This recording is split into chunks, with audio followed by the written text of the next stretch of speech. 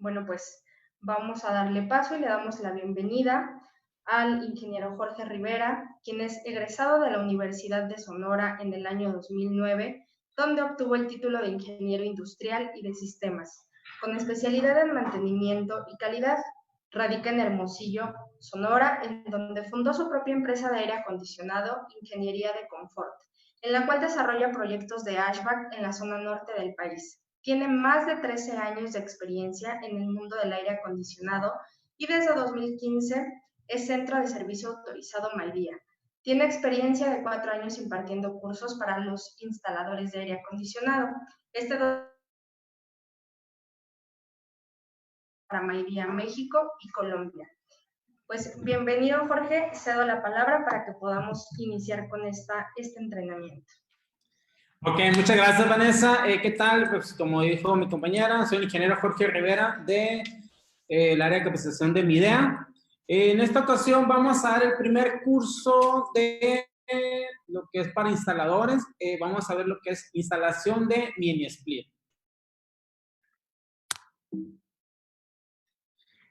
No hay que olvidar, sobre todo, que la eficiencia de un aire acondicionado o el rendimiento que nos va a dar está muy de la mano de tanto de la calidad del equipo que vayamos a comprar, así como de la instalación que hagamos del equipo.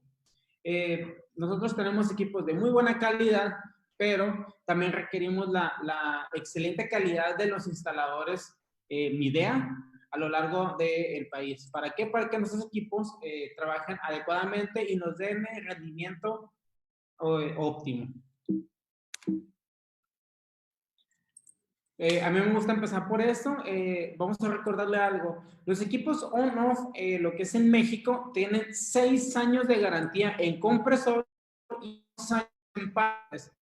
Mientras los técnicos, los instaladores hagan su trabajo a la perfección, durante ese tiempo no tienen que preocuparse por nada. ¿Por qué? Porque no les va a costar nada a ustedes como técnicos, no tienen que hacer visitas para revisión de equipos por garantía, ya que Midea absorbe ese costo, y para los equipos inverter serían 10 años y serían 3 años en partes y mano de obra.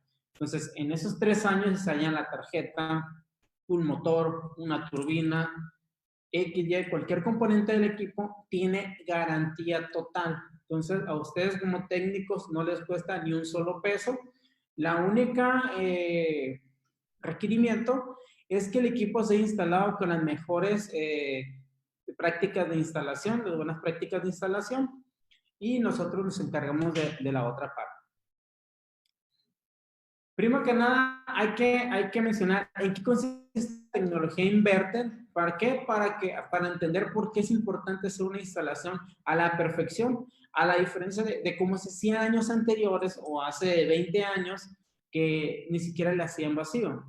Para empezar, un equipo inverter es un tipo de circuito de conversión de energía que va a regular electrónicamente el voltaje, la corriente y la frecuencia de un dispositivo. En un aparato de aire acondicionado inverter, este circuito controla la alimentación eléctrica del compresor y por lo tanto la salida del aire acondicionado. ¿Qué quiere decir esto? Ok. El inversor lo que va a hacer, según lo que los sensores de temperatura vayan detectando, va a decirle qué tanto va a trabajar el compresor. ¿Por qué?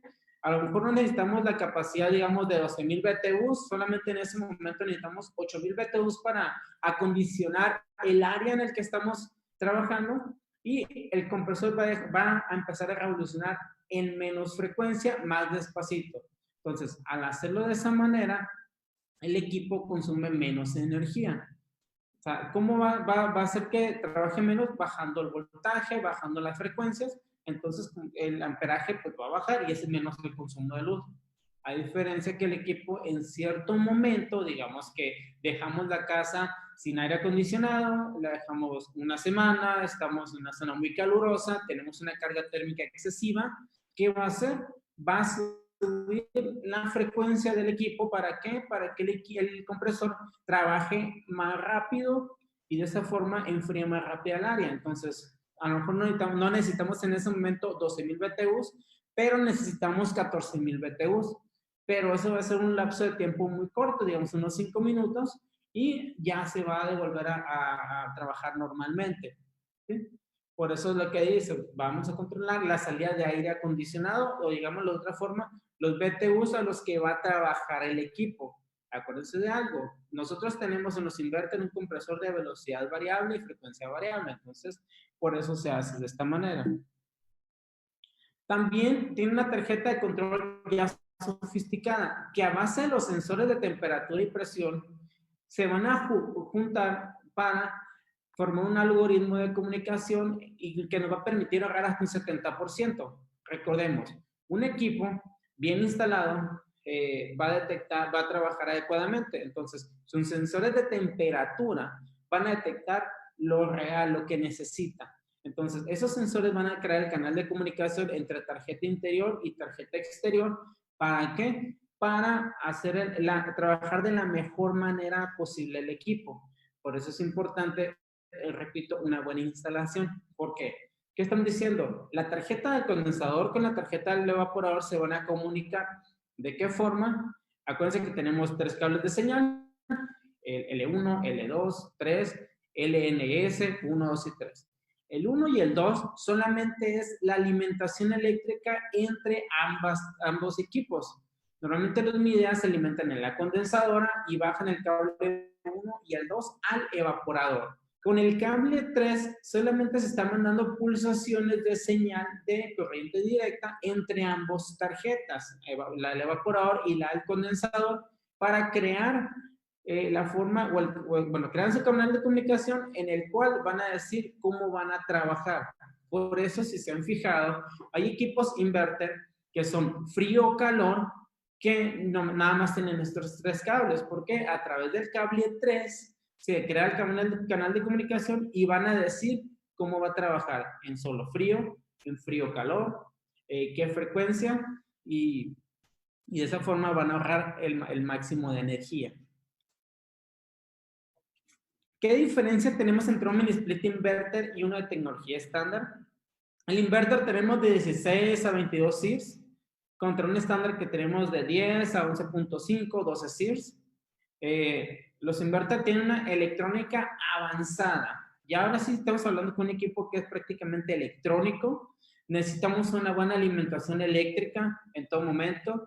Necesitamos contar con sistema de tierras físicas efectivas, no fases neutras, sino cables de tierra física, contra el estándar que simplemente era una electrónica avanzada, algo básico, perdón, algo que solamente es una tarjeta chiquita sin que, con un relevador, algo muy básico nada más. El inverter tiene un ciclo de hasta menos de energía y el estándar, pues el consumo normal que tenemos hasta hoy en día. Ahora sí, ¿qué equipo necesario para la correcta instalación de un mini split media inverter? Debemos de tener, primero que nada, nuestro voltímetro, que nos intentamos revisar voltajes, amperajes, y sobre todo, digamos, que tengamos un problema en la instalación, revisar lo que es voltajes directos para ver las señales entre ambas tarjetas. Nuestro juego de desarmadores, pinzas crecientes, manómetro y vacúometro. Muy importante en esta parte que tengamos nuestro manómetro en buenas condiciones, verificar siempre los empaques de las mangueras. ¿Para qué? Para que podamos hacer un vacío adecuado, un vacío correcto. Así como ver que nuestros manómetros no presenten fuga en los vástagos y nuestro vacúometro nos dé las mediciones adecuadas, que sí haga vacío y que sí mida los micrones. Es muy importante que en los inverters sea hecho un vacío con un vacúometro para ver que el equipo quede a 250 micrones para que trabaje a la perfección como fue diseñado. Muy importante, una bomba de vacío en buenas condiciones, darle su mantenimiento, cambiarle su aceite cada 5 a 10 horas de trabajo máximo y sobre todo evaluando las condiciones del lugar. No es lo mismo trabajar en un lugar seco que en un lugar con un alto grado de humedad. Entonces tenemos que ver esos parámetros también. Nuestras escaleras, nuestro nivel. Recuerden que nuestro equipo debe quedar derecho, no tiene que quedar inclinado, un poquito, 2 centímetros para un lado, para el otro, no es necesario. Puntos claves para la instalación. Debemos de revisar la altura de la placa de instalación, el nivel de la placa de instalación que dijimos ahorita, ver si tiene preparación oculta y si está correctamente hecha con tubo PVC 3 pulgadas. Material eléctrico, algo muy importante. Cerciorarse de que el calibre del cable sea la adecuada, la distancia entre cableado no exceda los valores, pero tener un centro de carga donde podamos instalar nuestro equipo, en nuestro térmico independiente y los voltajes de operación sean correctos. ¿Sí? Debemos de verificar que si nuestro equipo es de 220 voltios, 230, que esté en ese margen en el domicilio. ¿Por qué? Porque nos puede crear un problema de operación y caer en garantía. No sería garantía si tenemos 260 o 270 voltios en el domicilio. Así que, y de igual forma, si tuviéramos 198 voltios, 190 voltios, tampoco sería un problema de garantía, sería un problema de la zona en la que estamos instalando. Otro punto muy importante es un vacío correcto, 250 millones, y la orientación del equipo, las alturas y las máximas de instalación. Lo que dijimos ahorita, el cable de tierra, muy importante, el material, equipo de instalación en buen estado y completo. Y que sea un técnico certificado en instalación de mini-split mid-A inverter, que este es uno de los puntos más importantes para hacer este tipo de capacitaciones. Ahora sí, los pasos para una correcta instalación de un mini-split mid-A inverter. Primero que nada, tenemos que seleccionar el lugar correcto para instalar el evaporador y la condensadora. El condensador no lo vamos a poner a la orilla del techo, en un lugar donde se pueda caer.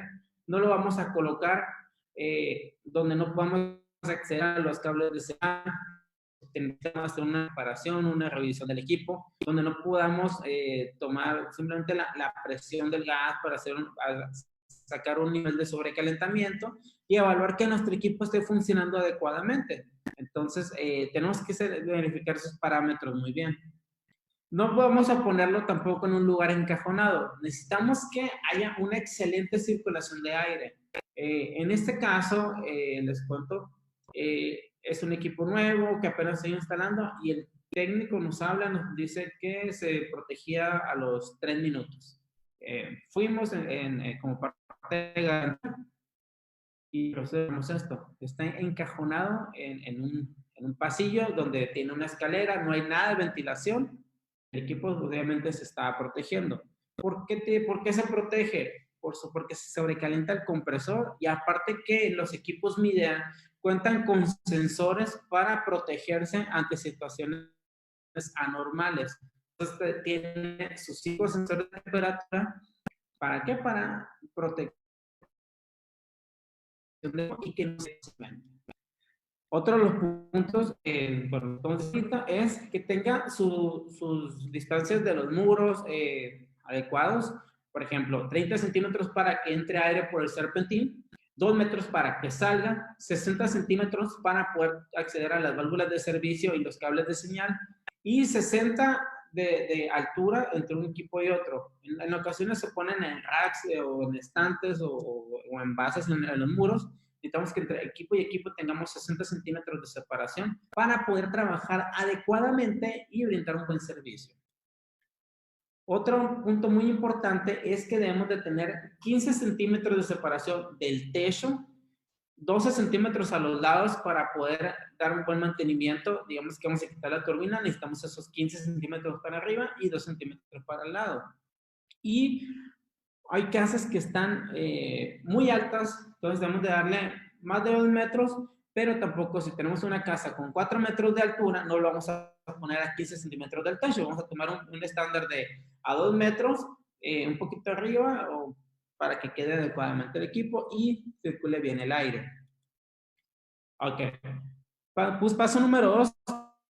Vamos a ver el voltaje en el lugar en que vamos a instalar el equipo. Si nuestro equipo es 220, tenemos un margen, bueno, 220, 230, tenemos un más o menos 10% en el que puede trabajar el equipo. No significa que porque sea 220, digamos 230, más el 10%, que son 23 voltios, pueda trabajar el equipo a 253 voltios siempre. Si encontramos un domicilio con ese voltaje, debemos de reportarlo a Comisión Federal para que baje el voltaje en el domicilio, así que en el transformador. ¿Por qué?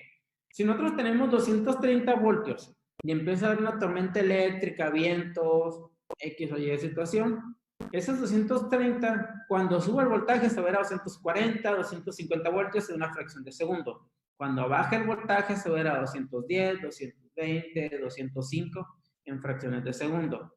¿Qué va a pasar si instalamos el equipo cuando tengamos 253 voltios? El equipo sí trabaja. El problema es que cuando suba el voltaje, ya no va a quedar en 253, va a llegar a 270, 280 voltios y el equipo inmediatamente va a detectar ese problema y se va a proteger o se va a dañar.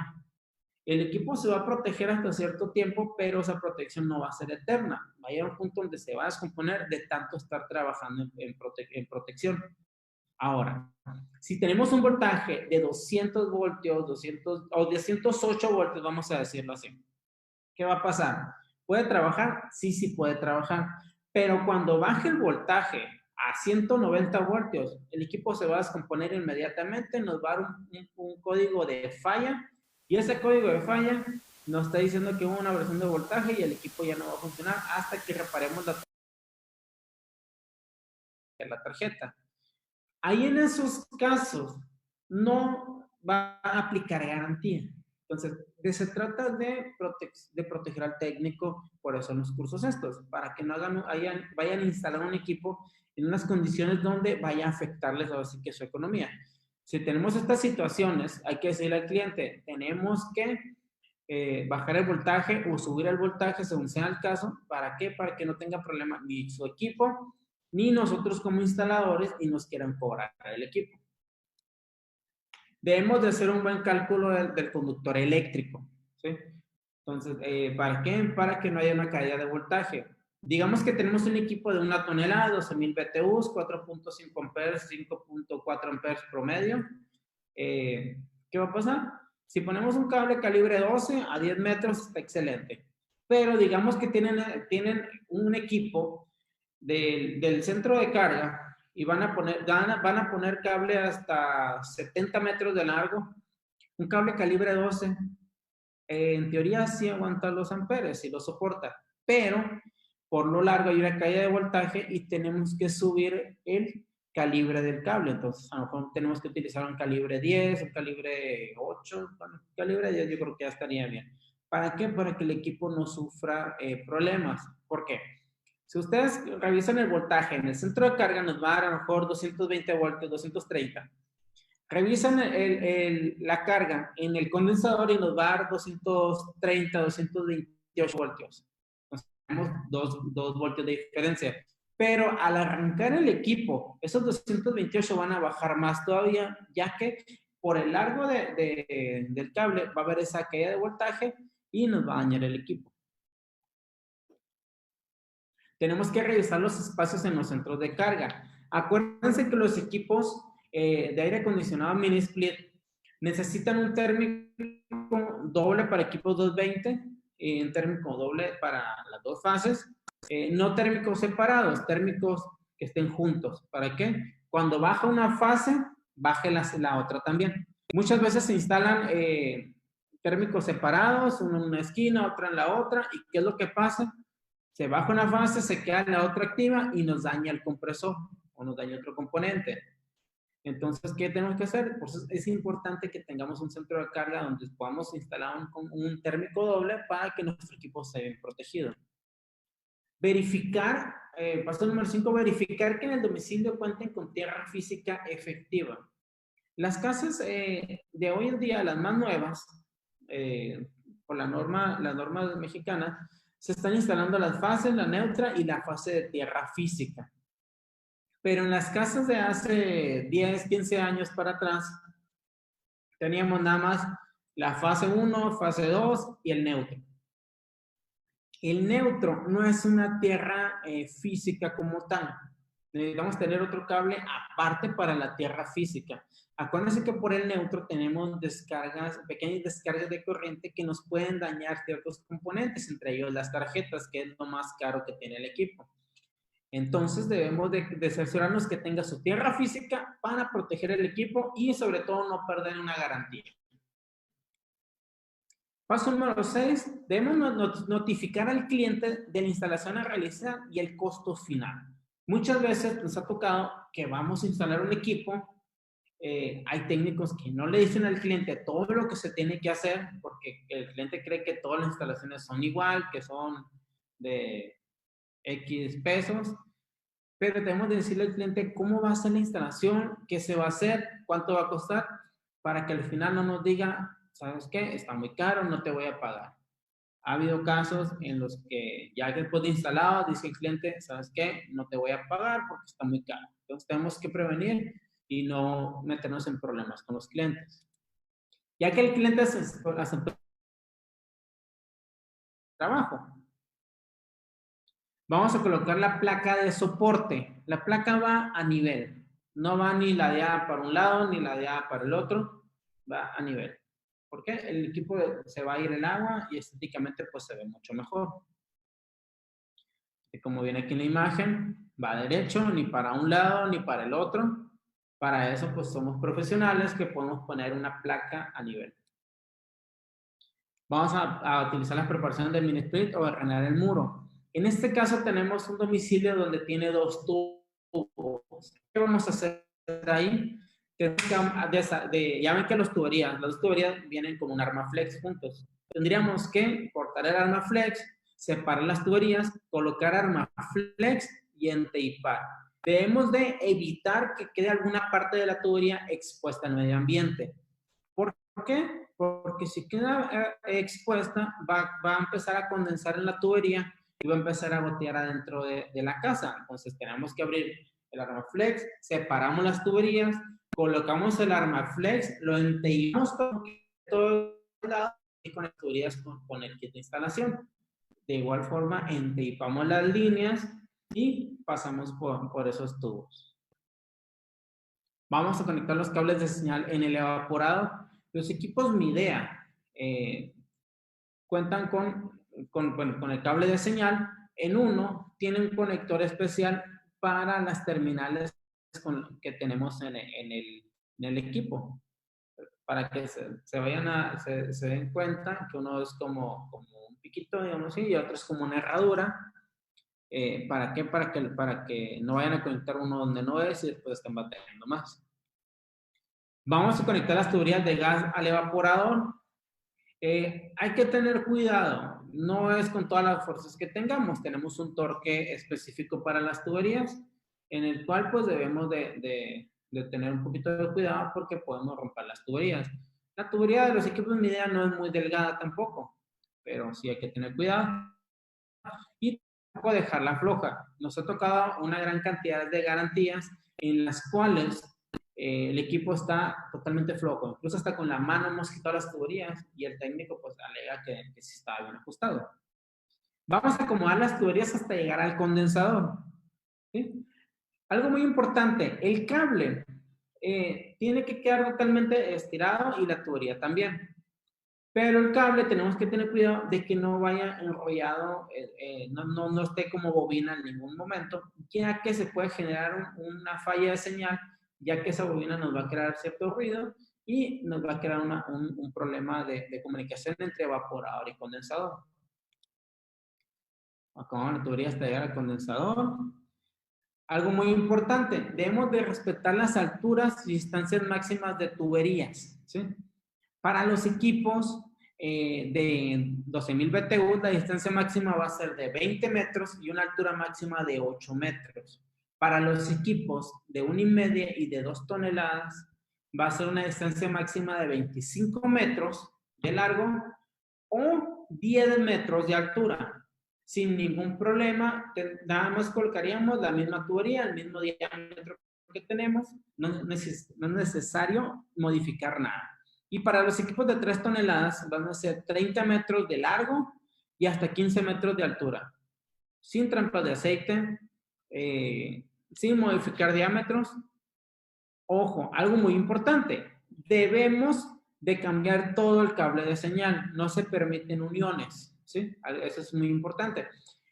Algo que sí se permite es soldar tuberías, eso no hay ningún problema, pero cuando se va a soldar la tubería tiene que ser en un ambiente de nitrógeno. ¿Para qué? Para que no se vaya a crear carbono adentro del equipo o algún tipo de residuo que nos vaya a dañar el equipo en un futuro cercano. No nada más es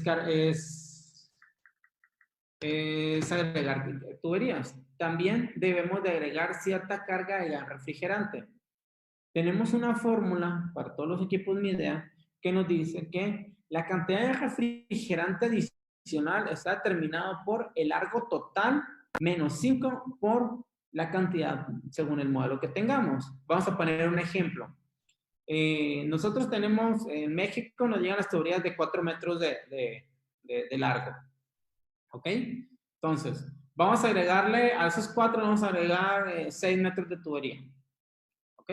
El total van a ser 10 metros de tubería total. Entonces, ¿cómo lo vamos a hacer? El equipo es de 1 tonelada. Para de 1 tonelada nos dice que vamos a agregar 15 gramos con dos equipos de R410, como son bueno, ya todos los que son los nuevos. Entonces tenemos 10 metros de tubería total menos 5, nos va a dar 5, por 15 nos da 75 gramos. Esa es la cantidad que tenemos que agregar si le agregamos 6 metros de tubería adicional. Y así para los 18,000 BTUs también, y para el de 2 toneladas ya serían 30 gramos por cada metro. Vamos a conectar las tuberías al condensador. De igual forma vamos a hacer los ajustes correspondientes con nuestras llaves.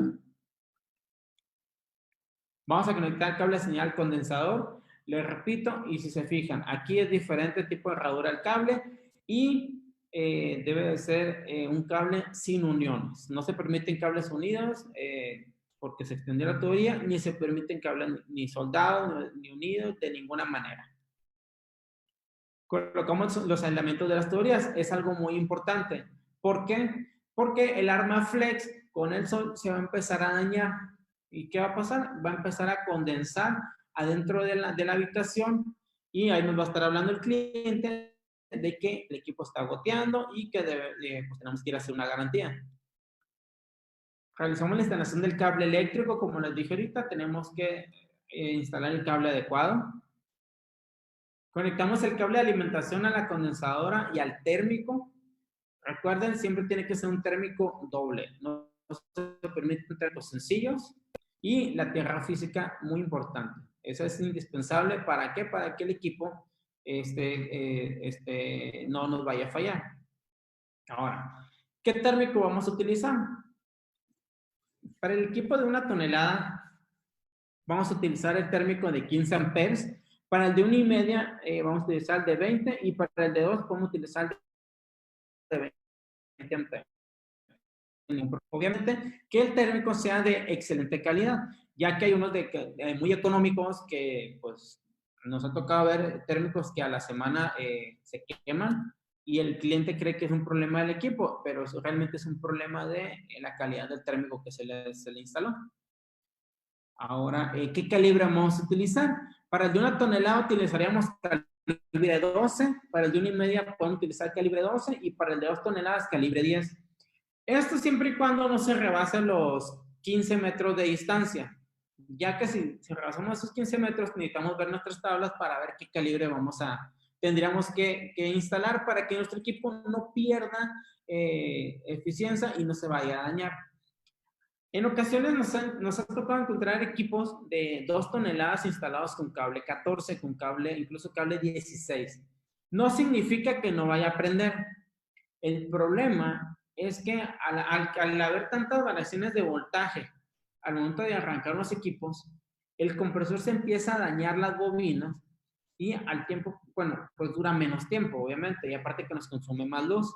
Si un equipo bien instalado nos va a durar 10 años, un equipo mal instalado nos va a durar 2 o 3 años, llegan cuando caen en supuestas garantías de que se dañó el compresor, pero realmente no es que se haya dañado el compresor por un problema de fabricación, sino que es un problema de la instalación inadecuada.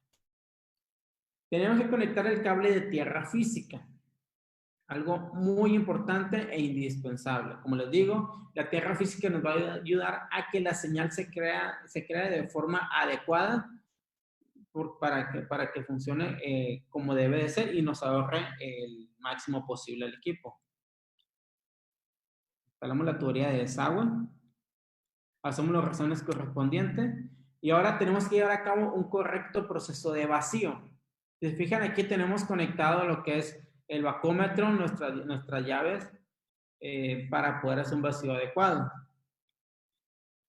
¿Cuál es el objetivo del vacío? El objetivo del vacío es eliminar los gases no condensables. De esa forma bajamos la presión dentro del sistema, modificamos el punto de ebullición dentro del sistema. La humedad que tenga la tubería va a hervir a temperatura ambiente y vamos a lograr tener un sistema seco. Al tener un sistema seco, ¿qué vamos a lograr? Que el gas refrigerante trabaje adecuadamente y no se vaya a dañar ni el gas refrigerante, que en ocasiones vamos a revisar un mini split y al conectar el manómetro sale aceite, así pareciera que es chocolate, que es café, esa sustancia así que parece lodo, es porque el equipo está contaminado internamente. ¿Por qué? Porque no se le hizo un buen vacío. En los equipos con R22 podían funcionar, digamos que un 80-90% el equipo, no había tanto problema. Pero en los equipos con R410 ya es un problema para las personas que no trabajan adecuadamente o que no hacían estos procedimientos como deben de ser. Entonces, muy importante llevar a cabo un buen vacío. ¿Cómo lo vamos a hacer? Haciendo un triple vacío. Vamos a presurizar a 300 libras de nitrógeno, 350 libras de nitrógeno el sistema. Vamos a revisar fugas en conexiones tanto del evaporador como del condensador con una sustancia jabonosa. Después vamos a liberar el nitrógeno. Después hacemos vacío hasta 1500 micrones. Después presionamos 2 litros de nitrógeno. Después un vacío 800 micrones. Después otra vez presurizamos a 2 libras de nitrógeno. Y por último un vacío hasta 250 micrones. Este proceso aproximadamente nos va a tardar 20 minutos, 25 minutos, no más. Y de esa forma vamos a asegurar de que no tenemos ninguna fuga, que no vamos a volver a una garantía y el equipo va a trabajar en las mejores condiciones posibles. Muchas veces dicen, no, que ya nomás llegó a 30 el vacío y ya está listo. No. Si se fijan en esta tabla tenemos algo más específico, más detallado. Muchas veces llegamos, digamos que a 30, aparentemente 29.5, 29.6, digamos en 30 segundos. Pero no hemos hecho un vacío realmente. No ha vaporizado lo que es la humedad que tenga dentro del sistema. Si se fijan, llevarán a 29.82 pulgadas de mercurio, que es lo que nos marca el manómetro. Aquí todavía tenemos 2.540 humedad dentro del sistema. Para llegar a 250 necesitamos llegar a 99.1 pulgadas de mercurio. Si se fijan, es muy poca la diferencia y está, digamos que en el manómetro ustedes ya no van a ver la diferencia porque la aguja ya va a quedar estable. Esa centésima no se alcanza a ver. Entonces, pues ahí tenemos el problema de no hacer un buen vacío.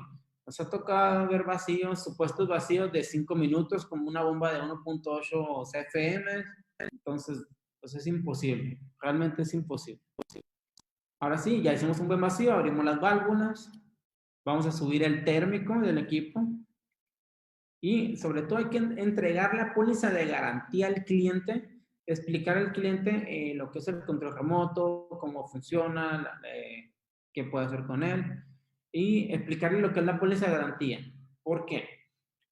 Muchas veces el cliente cree que la garantía va a cubrir, no sé, 10 años el control remoto, 10 años el motor. No, hay que explicarle, según el equipo que tengamos, cuánto tiempo dura la garantía del compresor, cuánto tiempo la garantía del motor, cuánto tiempo la garantía de la tarjeta. Y de esa manera, pues que el cliente esté consciente y ver que no le va a costar, que se le va a costar y a dónde se va a dirigir a garantías. Muy importante que nuestro cliente también tenga lo que es su nota, su factura fiscal para una garantía. ¿Para qué? De esa manera, pues es una forma de asegurarle que su equipo pues va a tener garantía, no va a estar batallando después con un proceso de garantía porque él sería responsable de tener sus documentos. Ahora, ya hablamos de lo que vamos a hacer en la instalación. Ahora, ¿qué no vamos a hacer al instalar un mini split? Mi idea, hacer empalmes de cables. En este caso, hicieron una instalación de 3 equipos con un solo térmico. ¿Y qué pasa? Pues el equipo empieza a tener caídas de voltaje, empieza a dañarse un equipo y le puede afectar a otro. Digamos que, por ejemplo, un equipo se daña, el capacitor, digamos esto. Entonces el amperaje va a subir cuando trate de entrar el compresor. Pero tenemos, digamos, un térmico de 20 amperes, tenemos un equipo de 24,000 BTUs, uno de 12,000 y otro de 12,000. Dice el cliente, no, que sí funciona con un térmico de 20. Pero resulta que se dañó el térmico, el capacitor de 1. Cuando quiere arrancar, el amperaje sube y se bota el térmico. Entonces, y aparte, en este caso tenían un cable muy delgado. ¿Qué pasó? Se dañó el compresor y el cliente exigía garantía todavía. Entonces, tenemos que evitar ese tipo de empalmes, sobre todo empalmes expuestos al medio ambiente. No hacer todas estas conexiones de cables en los techos, estéticamente está mal, y aparte que las conexiones están mal hechas. Equipos. Acuérdense que una buena instalación nos va a pedir ciertas distancias, tanto de entrada de aire como de salida de aire. Entonces, aquí se vuelve un tanto hasta peligroso. ¿Por qué? Porque pues al haber hecho eso no sabemos si hasta el cable eléctrico está expuesto y podemos sufrir un accidente. Otra, van a estar sobrecalentados los equipos y se van a estar protegiendo muy rápido. Digamos, se van a proteger a los 5 o 10 minutos de operación, ya que el equipo pues no tiene una buena circulación de aire y pues el equipo obviamente no va a trabajar adecuadamente. No vamos a hacer esos empalmes. En esta foto llegan un cable a lo más cerca a 2 equipos y de ahí hacen una conexión para los 2 mini split. Aquí obviamente pues no va a entrar en garantía. Ese tipo de empalmes pues obviamente, como les comento, no se pueden hacer. Esas conexiones eléctricas no se permiten, no vamos a conectarlo al condensador, el centro de carga, y mucho menos pues vamos a utilizar cable descubierto. Aquí tendríamos que utilizar tubería conduit para proteger el cable, ya que a pesar de que tiene un cable de buena capacidad, es un cable calibre, es un calibre 12. Bueno, sí está un poco chico. Está expuesto al sol. Aquí donde estoy yo en Hermosillo, tenemos temperaturas hasta de 49, 50 grados. Entonces, imagínense un equipo trabajando con un cable 12 expuesto al sol a 50 grados, pues es demasiado. Entonces, el consumo eléctrico también se va a elevar. Y tampoco, otro punto, no vamos a compartir un térmico para varios equipos. Eso, bueno, y otra de esta foto es que las tuberías no van a quedar así sin Armaflex y tampoco van a quedar tan mal acomodadas, vamos a decir. Tampoco vamos a hacer este tipo de conexiones. Si se fijan, las tuberías están inyección por un lado, succión por otro lado, y deben de quedar las tuberías totalmente estiradas. ¿Para qué? Para que haya un buen flujo de refrigerante y el compresor trabaje lo menos posible. No vamos a dejar descubiertas las tuberías. ¿Por qué? Porque por ahí puede entrar agua. Incluso, se fijan, no está cubierto el Armaflex totalmente con su cinta. Ese Armaflex se va a quemar porque aquí le pega el sol. Entonces, ¿qué va a pasar? A los 2 o 3 años a lo máximo va a empezar a estar expuesta la tubería y va a empezar a condensar por esa misma tubería, y cuando corte va a escurrir el agua y va a caer dentro del domicilio. No vamos a hacer este tipo de conexión de tubería que están volando, nos puede provocar una fuga, ni colocar tuberías sin Armaflex. Ahora sí, jóvenes, por mi parte sería todo. ¿Preguntas, dudas que nos quieran hacer, por favor? Claro que sí, Jorge, muchísimas gracias por tu Gracias, Vanessa. respuesta. Bueno, pues vamos a empezar con la sesión de preguntas y respuestas correspondiente a esta sesión. Claro que sí.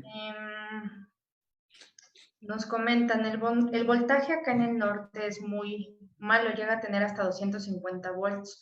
¿Cómo podemos regular este voltaje, ya que SFE es un problema para que lo pueda regular? Ok, mira, hay estabilizadores de voltaje, todo depende de la zona donde estés. Existen unos aparatitos que es un regulador que te estabiliza el voltaje. No tengo el nombre del proveedor a la mano, pero esos aparatos lo que hacen, digamos, si tú le pides 230 voltios, esos 250 te los baja a 230 y si te manda 210 te los sube a 230. Son caros, pero hay ocasiones donde vale la pena invertir, sobre todo, digamos, que tienes un domicilio, que tienes 4 mini split inverter, tienes refrigeradores inverter, microondas inverter, pues es bastante la inversión y a veces sí es redituable invertirle en este tipo de aparatos o por lo menos un regulador de voltaje. Cuando haya esa variación de que suba el voltaje, que no se va a dañar el equipo. En sí el aparato en su tarjeta ya tiene un sistema para controlar esos voltajes, pero, como les digo, lo va a hacer una, dos, tres, n veces. Pero hay un punto donde de tanto que está haciendo un trabajo que es para hacerlo en ciertas ocasiones, ya no va a soportar tanto y se puede dañar esa protección. ¿Ok? De acuerdo, muy bien, vamos con otra pregunta. Esta es de Francisco Flores. ¿La tierra tiene que ser por cada equipo o con la tierra que esté en el tablero de la casa es suficiente? Ok, muy importante, qué bueno que lo toman. En el tablero eléctrico del domicilio vamos a tener dos fases, fase 1, fase 2 para ese lado 20. Tenemos la fase neutra, que es un neutro aterrizado, y aparte, las casas, como les digo, las más nuevas, tienen la fase de tierra física. Esa tierra física la podemos utilizar para los equipos de aire acondicionado sin ningún problema. O sea, el problema sería de que quieras conectar al neutro. Pero si en el tienes otro cable, fase 1, fase 2, fase neutra y tierra física, sin ningún problema lo puedes utilizar. Si no, hay que hacer otro sistema de tierra independiente y ese sirve para todos. De acuerdo, gracias. Vamos con otra pregunta. Michelle Vidal pregunta, al estar un equipo instalado con problemas de capacidad, ¿podría ocasionar que la tecnología inverter no aplique ya que trabajara el equipo a su 100%? Mira, normalmente el equipo inverter es muy difícil que trabaje al 100% porque están diseñados para no trabajar al 100%. Digamos que máximo unos 80, 90% en su capacidad. Pero, ¿qué va a pasar si digamos que tienes una habitación de 30 metros cuadrados e instalas un equipo de 1 tonelada? El equipo va a arrancar, digamos, al 50%, al 70%, al 100%. Pasan 10 minutos, ¿qué va a decir? ¿Sabes qué? Arranca el 120%, 20%, 30% más de la capacidad. Va a llegar a un punto donde los sensores de temperatura no van a detectar ese cambio adecuado. Entonces, ¿qué va a hacer? Va a bajar las revoluciones. Se va a quedar al 100% y después se va a quedar un 90, un 80% y ahí se va a quedar. Pero el área no te la va a refrescar, no te la va a acondicionar como debe de ser porque no es la capacidad. Entonces, ¿qué va a pasar? Le vas a hacer una inversión que al final te va a costar más va a ser una inversión que no va a tener ningún beneficio. Y aparte en garantía, pues no va a aplicar una garantía porque no está instalado un equipo que tú necesites para esa área. ¿Sí? Ok, muy bien, gracias. Samuel Coronado, ¿qué pasa si conecto el neutro al equipo 12.000 BTUs, 220 volts inverter? Ok, mira, ¿qué es lo que pasa? Acuérdense que los equipos, bueno, todo equipo electrónico tiene ciertas descargas de energía. La tarjeta inverter tiene energía electrostática flotante, necesita descargarla por algún lado, entonces se va por el cable de tierra física. ¿Qué pasa si le pones el neutro? Posiblemente te ayude, pero en el momento que también otro equipo descargue por ese cable, acuérdate que la casa fase y fase neutra, todos los aparatos. Digamos que hubo un pequeño corte en una televisión y se va por la fase neutra. Esa fase neutra alcanza a irse al mini split porque no era tierra física, te puede generar un problema ya sea de que la tarjeta se bloquee o se dañe. ¿Sí? Muchas veces se bloquea, reseteamos y ya queda lista. Okay. De acuerdo. Aurelio Pérez, su pregunta es, cuando hay pérdida de refrigerante, ¿se debe adicionar aceite al volver a recargar el equipo? Cuando hay pérdida de refrigerante, bueno, es la misma, perdón, la misma pregunta. Cuando hay pérdida de refrigerante, ¿se debe adicionar aceite al volver a recargar el equipo? No es necesario. No es necesario. O sea, tú puedes recargar el equipo, son equipos chicos, no va a ser tanta la pérdida de refrigerante. ¿Por qué? Digamos esto, el equipo tiene una fuga, va a tirar el gas y el equipo se va a bloquear por falta de refrigerante. No va a estar trabajando sin aceite, sin refrigerante, de tal forma que esté tirando aceite. Entonces el equipo se protege. Lo que hay que hacer es hacer un buen vacío, como debe de ser, con nuestro vacúmetro, asegurarnos que no tenga asegurarnos de reparar esa fuga de gas y dejar el equipo a la perfección. Cargarlo con báscula de preferencia. Ok. Vamos con otra pregunta. Michelle Vidal, para revisar presiones en un equipo inverter que no trabaja su 100, ¿cómo se puede verificar? Mira, las presiones en un equipo inverter nada más nos sirven para determinar el sobrecalentamiento del equipo para ver si está trabajando adecuadamente. ¿Por qué? Porque en los equipos inverter podemos tener presiones de 90 libras y podemos tener presiones de 150 libras y es totalmente normal. Todo depende de lo que dijimos ahorita. En qué frecuencia está trabajando y a qué velocidad está trabajando el compresor. Si el equipo está trabajando a 130 Hz de frecuencia, al 130%, y el compresor nos va a dar una presión de 90, 100, 110 libras, depende de la zona del país en el que estés, el calor, la humedad, la etapa del año, ¿no?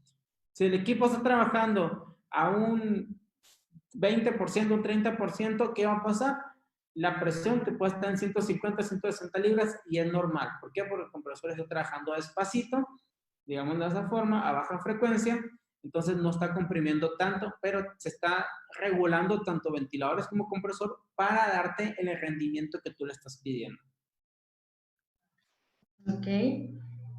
José Antonio García pregunta que si recomiendas una base metálica para la condensadora. Las bases son muy importantes, sobre todo en áreas donde llueve mucho y pues el agua, si tú lo pones en el techo, va a correr el agua sin ningún problema. Pero pues hay partes donde llueve mucho y se acumula basura en el techo por árboles o X o Y cosas. Entonces nos puede bloquear el paso y pues puede entrar agua al sistema. De preferencia sí una base, pero pues no tiene ningún problema que sea de metal, de plástico, aunque sea una base está bien. Muy bien. Esta pregunta corresponde a Alexander Antonio. ¿Por qué la aguja del manómetro oscila de arriba hacia abajo al verificar presiones? Ok, ¿por qué pasa? Estás el manómetro, está así.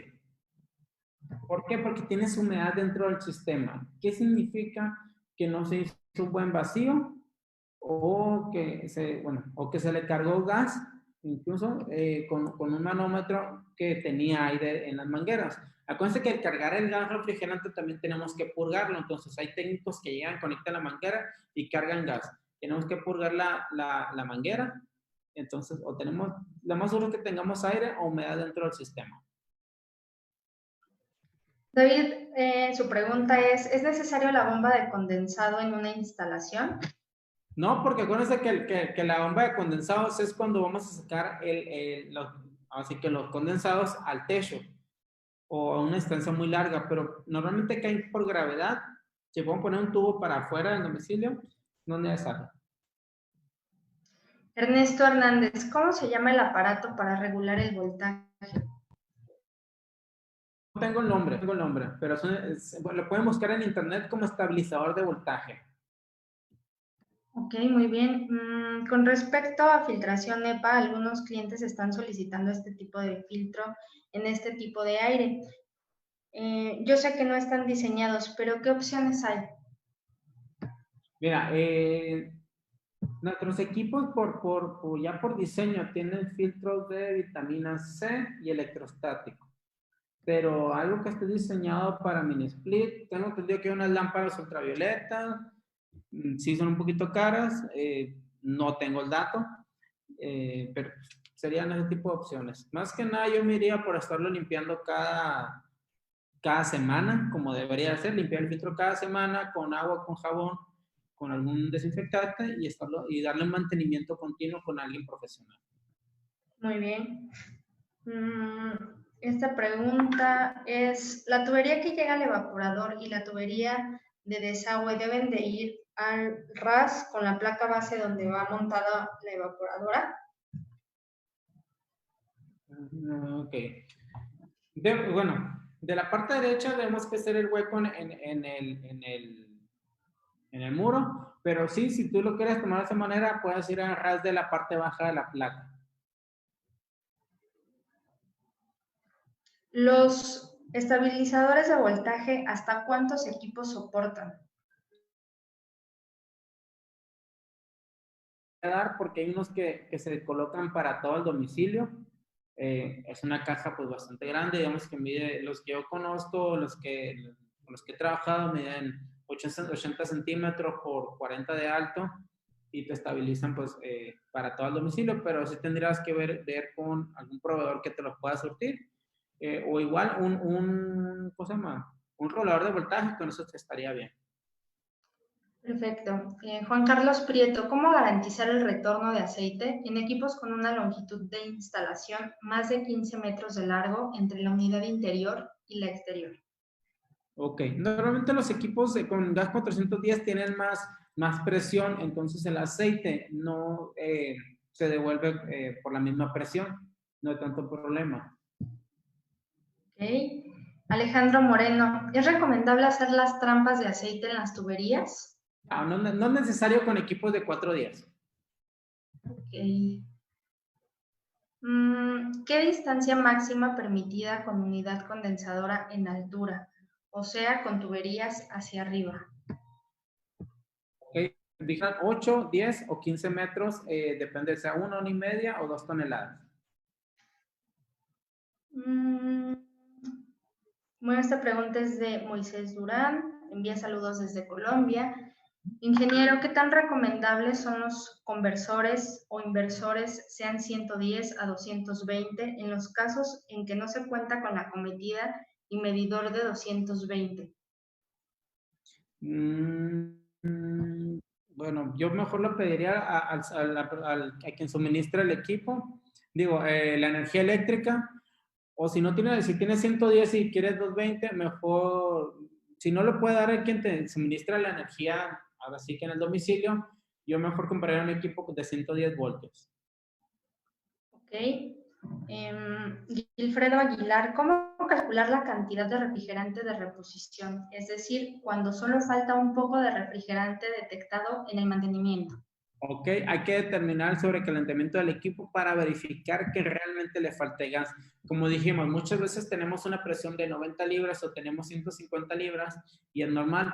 Necesitamos verificar eso. Entonces, por un sobrecalentamiento es la única manera donde podría determinar que sí le falte gas o no le falte gas. Nos tiene que dar un valor entre 5 y 7 grados de diferencia para decir si que esté correctamente el equipo. Muy bien. Gilberto Luna, en un equipo inverter sobre calentamiento es constante dependiendo de la frecuencia de trabajo. Normalmente se tiene que poner al máximo, que esté trabajando al 100%. Obviamente el equipo que esté limpio. No vamos a verificar sobre calentamiento con un equipo que tiene turbina sucia, tiene panel sucio, tiene filtro sucio o que tenga los elementos de tubería quemados. Tenemos que tener el equipo en óptimas condiciones. Entonces, si muchas veces el cliente nos dice, el equipo no enfría, le falta gas. ¿Qué pasa? Muchas veces es que está sucia la turbina, que está toda obstruida o que está el panel sucio. Ya después de limpiarlo, vamos a verificar qué presiones tiene y ponerlo al máximo, que esté trabajando al máximo posible y que estén cerradas puertas y ventanas y ver la dimensión del área. Si nos da los metros cuadrados adecuados según la carga térmica, que es para el equipo ese. Ya vemos el sobrecalentamiento, 10, 15, bueno, unos 15, 20 minutos después de iniciar el equipo y el equipo limpio, ya vemos si está en ese rango, que sí que está bien, si no, pues obviamente tenemos que agregar gas refrigerante. Ok, muy bien. Pedro Vera, si tengo que adicionar refrigerante R410, ¿se debe de hacer en fase líquida, correcto? Y es en fase líquida ya que es una mezcla de gases. Si lo hacemos en fase gaseosa, que vamos a descomponer el gas refrigerante y no va a trabajar de forma adecuada. Gracias. David Nachman nos pregunta, para sistemas BRF, ¿cómo recomiendas realizar la red eléctrica donde los consumos de los evaporadores es mínimo, ya que normalmente se interconectan varios evaporadores a un protector térmico? Ok, acuérdate que de igual forma que cualquier aire acondicionado tienes que hacer el cálculo de la capacidad de lo que te está pidiendo el equipo con la distancia a tu interruptor. Entonces, ahí sí es prácticamente lo mismo. Ve qué amperaje te consuma ahora sí que digamos el fan call, el cassette, lo que tengas ahí, ver la distancia y ver qué calibre de cable te va a funcionar. Daniel Vázquez, ¿por qué se debe dejar toda la tubería que sobra? ¿Por qué? Porque normalmente hay kit de instalación de cobre aluminio o de otro de puro cobre. Entonces el equipo viene diseñado para trabajar con el kit de instalación que te están entregando junto con el equipo. Entonces, no vamos a cortar tuberías ya que necesitamos eso para que trabaje adecuadamente. Okay. Luis Domínguez, su pregunta es si según dice normalmente las tendremos que reemplazar. La protección, ok, ojo. La protección de las tarjetas es una protección ocasional. ¿Por qué? Porque se supone que tú vas a instalar tu equipo en un lugar donde el voltaje sea 220, 230, 240 estable, no hay problema. De repente se va a subir a 260 voltios, digamos que no va a pasar nada. Pero no vamos a querer trabajar con 270 o 180 voltios todos los días porque el equipo se va a dañar. O sea, es una protección para emergencias, no es una protección para que se esté trabajando al 100% del tiempo. Ok, y bueno, pues vamos a cerrar con la pregunta de Víctor Murillo. ¿Qué presiones debe manejar trabajando un equipo con refrigerante 410? Presiones en inverter puede ir desde 90 hasta 150 libras. Un equipo estándar va a estar aproximadamente entre 120 y 130 libras. Es un aproximado, depende de la zona en la que estés, depende de la posición geográfica, el clima, humedad, entonces todo eso depende. Ok, bueno, vamos con un par de preguntas más que acabo de recibir. Esta pregunta es de Alfredo Zabaleta. ¿Tienen un manual con fotos donde se pueda testear los puntos tarjeta electrónica, sobre todo comprobar si el IPM funciona? Ok, mira, vamos a tener un curso de códigos de falla esta semana y ahí podemos ver esos detalles. Hay que ver en el calendario. No, creo que es el jueves el de códigos de falla y ahí vamos a platicar de qué puntos vamos a revisar para ver que el equipo esté funcionando adecuadamente. Excelente.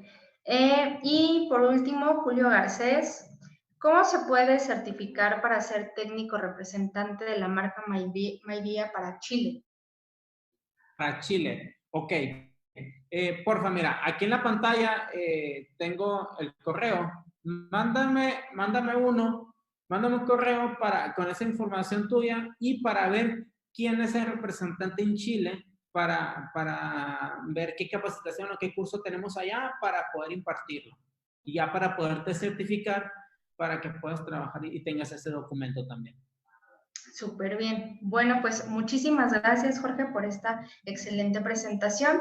No sé si quieras agregar algo para despedir este segmento.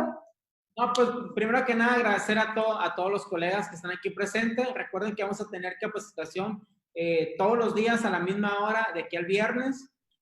Todas las preguntas que tengan, mientras el tiempo nos los permita, ya saben, pues todo lo vamos a contestar. Cualquier cosa me pueden mandar correo aquí aquí está en la pantalla, con una duda que tengan y yo se las contesto por ahí. También tenemos nuestro Club de Expertos Mi Idea, donde pues ahí también tenemos información, y la página para registro de equipos, y también la página de Facebook de Club de Expertos Mi Idea, para poder estar en contacto para cualquier pregunta, para tocar temas de los equipos Mi Idea exclusivamente.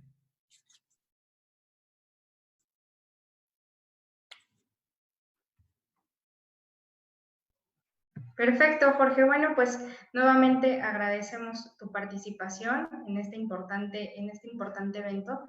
Como lo acaba de mencionar y le seguimos comentando, este evento estará toda la semana, tendremos capacitaciones magistrales con expertos en la industria.